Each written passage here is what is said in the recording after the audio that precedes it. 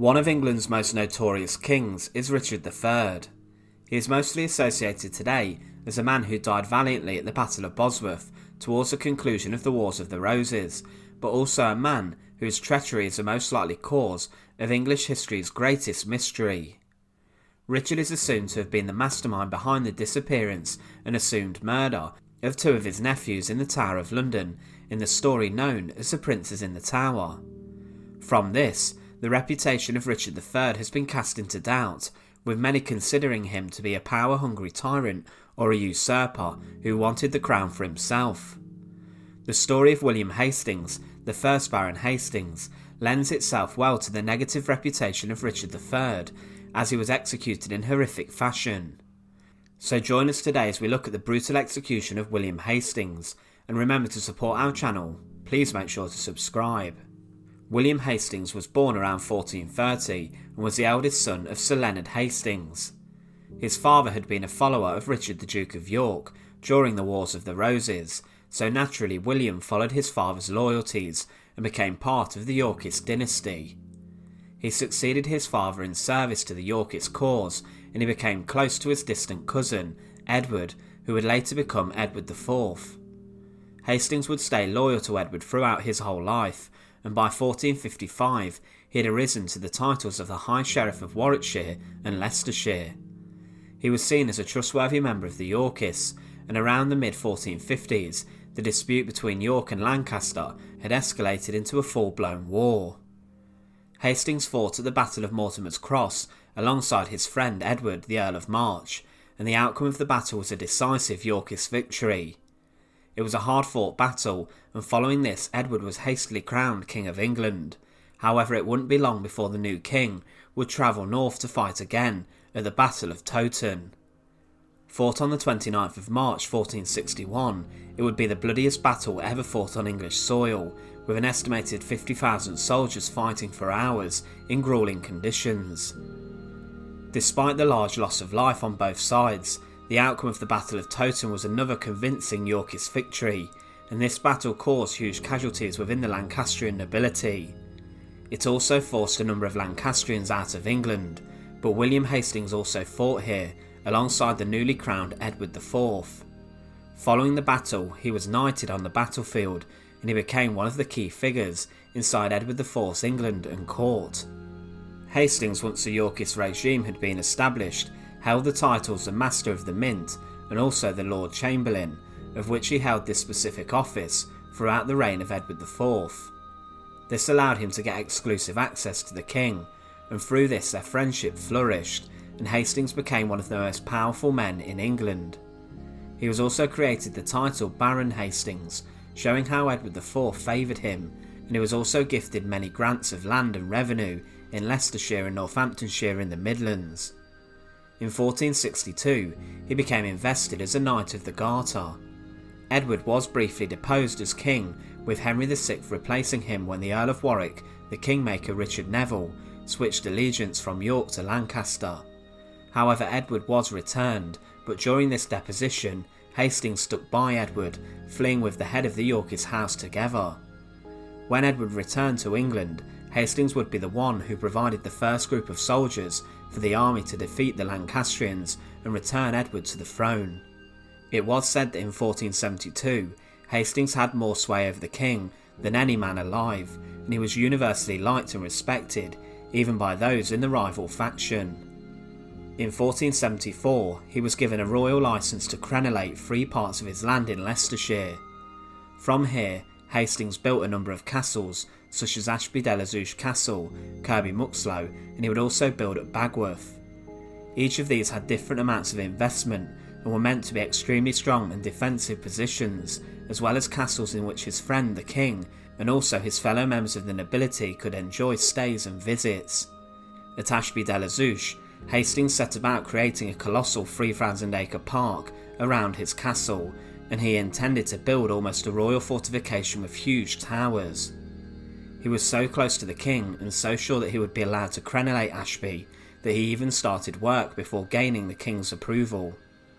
At Kirby Muxloe Castle, Hastings was planning to have his castle surrounded by a huge park of around 2,000 acres for hunting. Work began on the castle in October 1480, when Hastings was at the height of his power and influence, and his wealth is reflected in the huge building projects he began in the area. Kirby was to be surrounded by a beautiful moat and was built from local red brick, and would have been an incredibly fashionable house that the king would have loved to visit. It was one of the first of its kind of architecture to be made at the time, showing what a pioneer Hastings was. However, Kirby Muxloe Castle would never be finished. Hastings continued to be powerful and was appointed the Lieutenant of Calais, which made him a player in European politics too. The death of his best friend though, and the king Edward IV, would spell the beginning of his downfall. Edward IV died on the 9th of April 1483, and his queen appointed family to positions of power, and she also rushed through Edward V's coronation. Edward V was only a young boy, and his uncle Richard the Duke of Gloucester had been appointed the Lord Protector. Hastings had a good rapport with Richard, but not so much with Queen Elizabeth Woodville, who he'd come into conflict with. Hastings helped Richard and told Richard of the plans with the young king to be, and told him to rush to London. Richard would intercept the young boy Edward V and took him into custody. Richard also imprisoned Earl Rivers, who was accompanying Edward, and Hastings truly trusted Richard at this time. The Woodvilles then attempted to raise an army against Richard, and the Queen fled in fear of her life. William Hastings initially supported Richard's installation as a Lord Protector and worked with him in the Royal Council. It's clear that he probably underestimated Richard's plans for the young boy, his nephew and future king, and placed too much trust in him. Things changed massively, however, on the 13th of June 1483.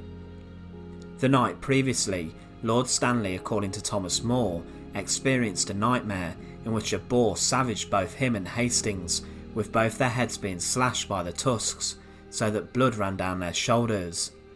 The boar was the symbol of Richard III, and this nightmare would be more of a foreshadowing of what was to come. There was to be a council meeting at the Tower of London on the 13th of June to discuss the coronation arrangements for Edward V. It was a rather small meeting, and Richard joined the meeting at about 9 o'clock. He seemed in a rather good mood, but then left.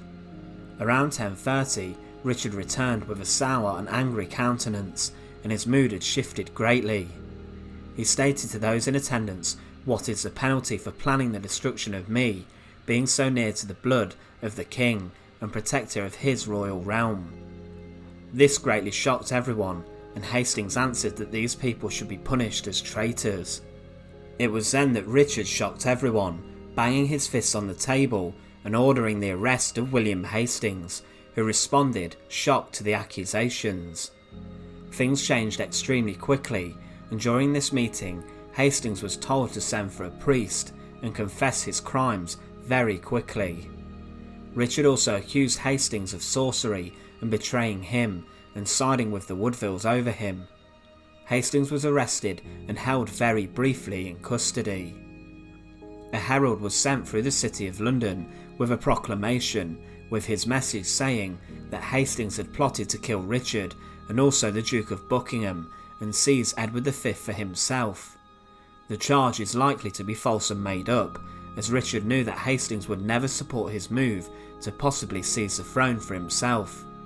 He wasn't the only person imprisoned from the meeting, and other co-conspirators were also arrested.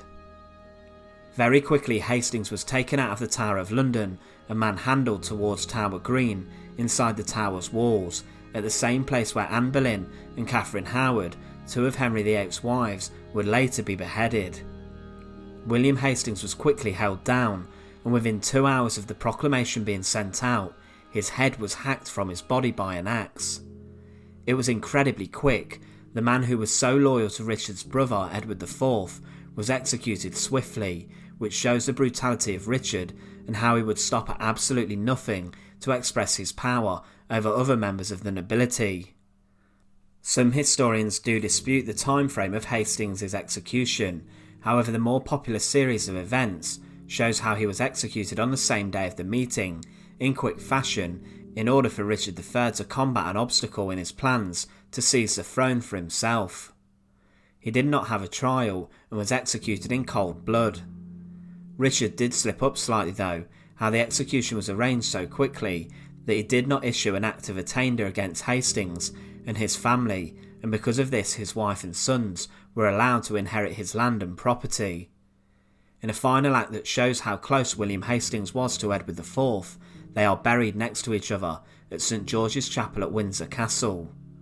The life of William Hastings was one which saw him become extremely close to the monarchy, and it's clear that he was a faithful servant to the Yorkist cause.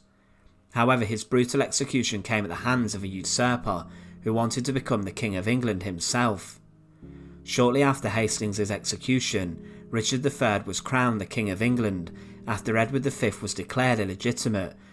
Hastings' quickly arranged execution shows how during the Wars of the Roses things changed very quickly, and how Richard III would stop at absolutely nothing to get his wish to become King of England.